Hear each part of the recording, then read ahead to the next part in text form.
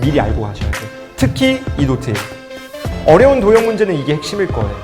이번에 도형이 뭐가 나올진 모르겠지만 이 정도 도구 가지고는 웬만해서 다 풀릴 거다. 그냥 식으로 되는 문제가 있고 도형에 대한 문제가 있거든요. 이 두 개의 차이점을 잘 아셔야 돼요. 식과 도형이 어떤 차이가 있냐면 식으로 된 문제는 거의 1대1로 대응돼요. 예를 들어 막 접선의 형태가 주어져 있다. 그럼 얘는 그냥 접선인 게 보이는 거야. 이런 식으로. 그래서 우리가 1대1이기 때문에 그 식의 의미를 파악하고 막 이것저것 다 해볼 게 아니라 이 식이 뭔 말인지, 그래서 뭘 해야 되는 건지 이런 식으로 좀 결론을 정해놓고 움직여야 되거든요. 근데 도형 문제는 1대1이 아니에요. 1대 다수예요. 다수.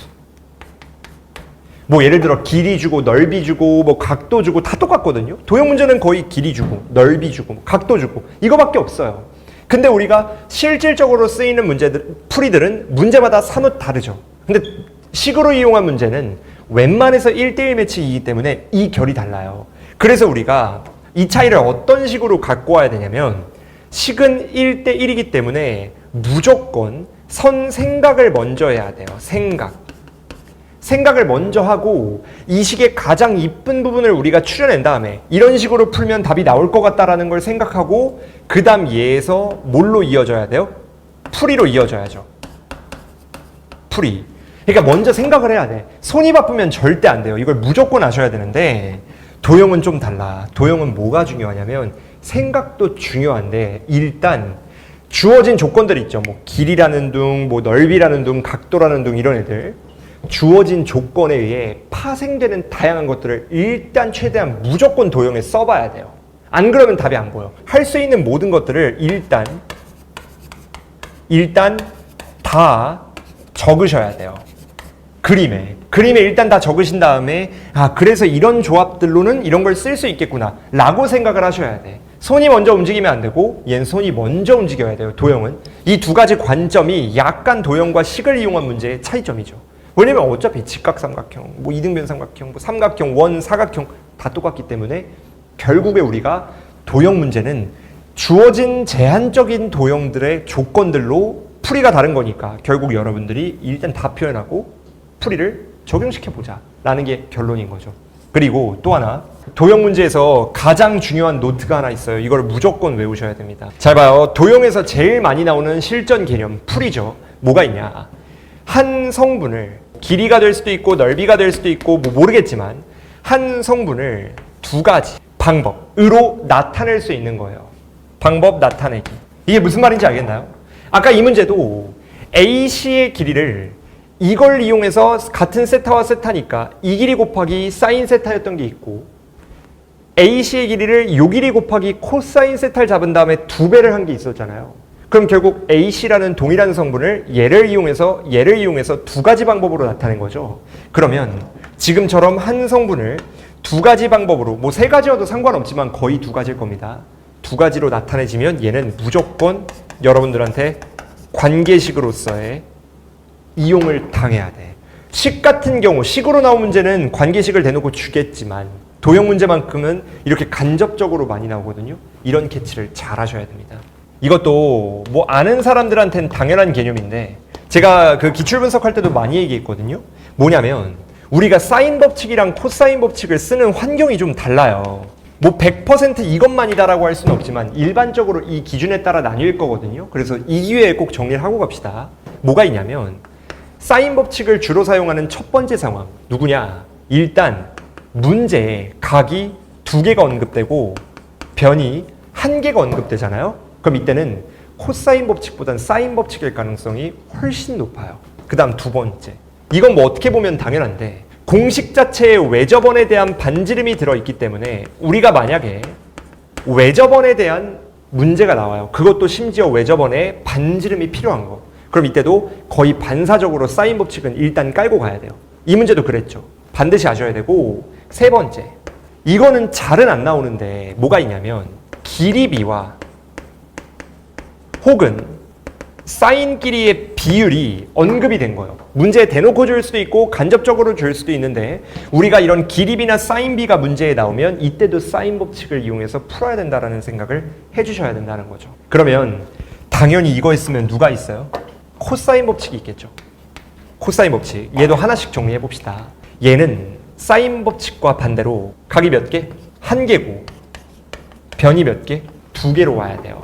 괜춘? 그러니까 결국에는 사인 법칙과 코사인 법칙이 약간 반대되는 상황인 거죠. 맞나요? 그럼 잘 봐요. 그 다음 두 번째가 또 뭐가 있느냐? 외접원이 코사인 법칙은 묻어나올 이유가 아예 없거든요. 뭐 나올 이유가 없어서.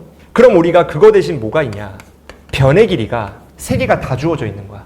변의 길이가 세 개가 다 주어져 있으면 사인 법칙보단 코사인 법칙일 가능성이 훨씬 높아요. 그래서 우리가 이때도 코사인 법칙 써야 되겠다 라고 생각을 해주시고, 마지막 세 번째가 기립이거든요.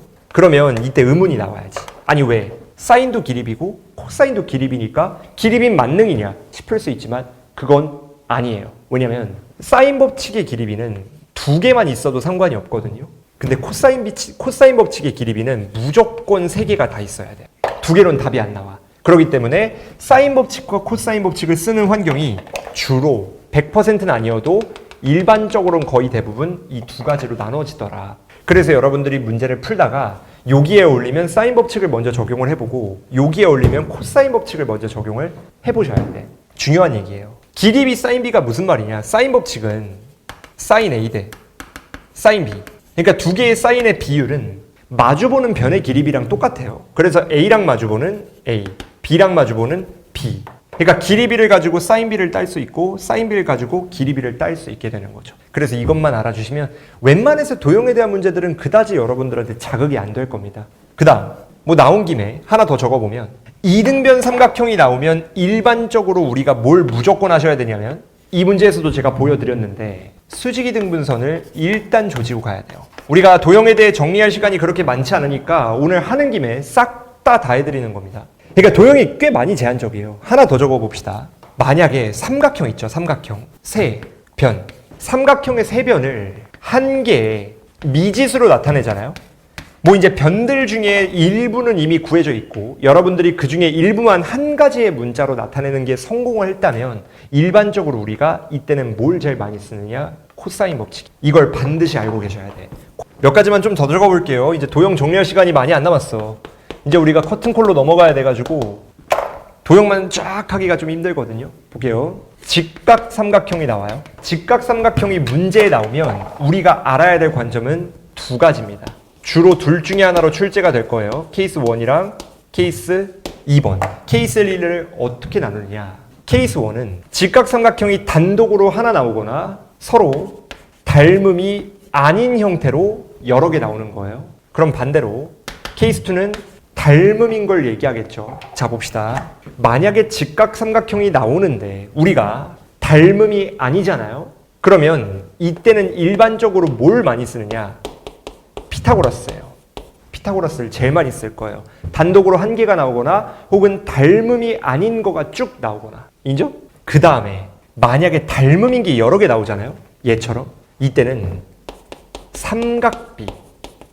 삼각비 이용해가지고 막 식조작하거나 혹은 닮음비 많이 쓸 거예요. 닮음비. 몇 대 몇이더라. 이런 것들. 그래서 이런 것들이 여러분들한테 최대한 머리에 의심이 돼야 돼. 그래서 직각삼각형이 있다면 몇 개인지, 닮음인지 아닌지를 확인해 보시고, 닮음이면 삼각비 또는 닮음비, 닮음이 아니면 피타고라스 이용해서 문제를 풀어야 되겠다는 생각을 해주시는 거죠. 딱 하나만 더 적을게요. 딱 하나만. 이게 뭐 나올 것 같다 싶어서 말씀을 드리는 거거든요. 근데 생각보다 애들이 잘 몰라요. 나온 지가 거의 없어가지고, 나온 적이 거의 없어서 잘 모르거든요. 뭐가 있냐면 반지름이 서로 같은 거야. 반지름 같은 원에 반지름 같은 원에 내접하는 삼각형 있죠. 반지름이 같은 원에 내접하는 삼각형은 여러분들이 무슨 생각을 반드시 갖고 오는 게 좋냐면, 그러니까 서로 다른 삼각형이지만 같은 원 위에 있는 삼각형끼리 사인 법칙이 이어집니다. 이걸 여러분들 알았으면 좋겠어요.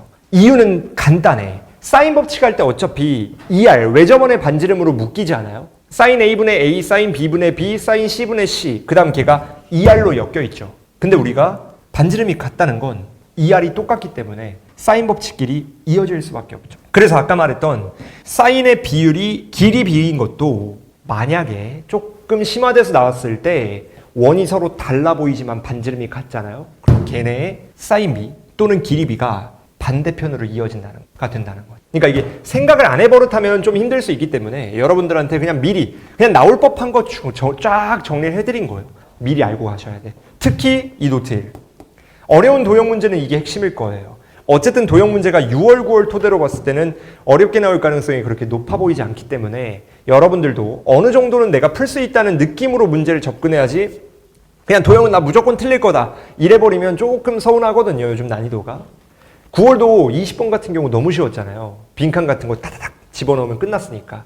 어쨌든 여러분들도 이번에 도형이 뭐가 나올진 모르겠지만 이 정도 도구 가지고는 웬만해서 다 풀릴 거다라는 건 좀 알아주시는 게 좋을 겁니다.